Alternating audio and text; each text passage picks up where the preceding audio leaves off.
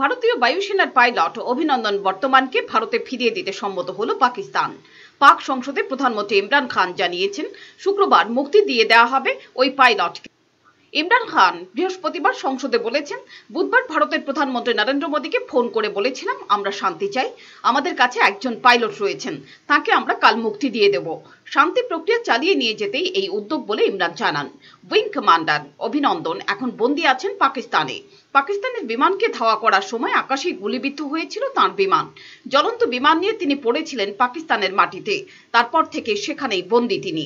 তাকে ফিরিয়ে পেতে গোটা দেশের মানুষ উৎকণ্ঠায় প্রহর গুনছেন। তাকে বন্দী করার আগেই তিনি পাকিস্তানের একটি F-16 বিমানে গুলি চালান পাইলট অভিনন্দন।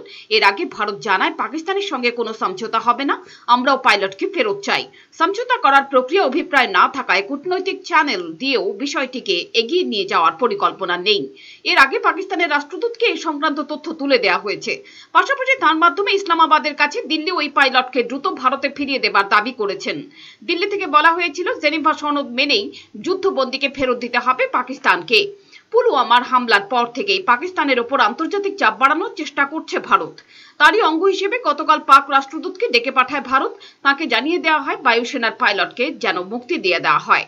পাক বিদেশমন্ত্রীও জানিয়েছেন বায়ুসেনার পাইলটকে মুক্তি দিলে যদি উত্তেজনা প্রশমিত হয় তাহলে পাকিস্তান সেটাও করতে চায়।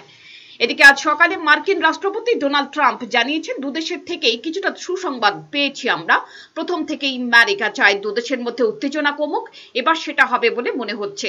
দশকের পর দশক ধরে যে বিবাদ চলছে তা মিটতে পারে বলে আমি আশা প্রকাশ করছি। এরই মধ্যে রাষ্ট্রসংঘেও চাপে পড়ে যায় পাকিস্তান।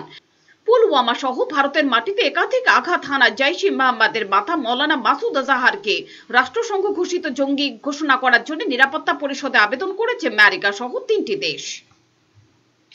ব্যুরো রিপোর্ট, চ্যানেল দিন রাত।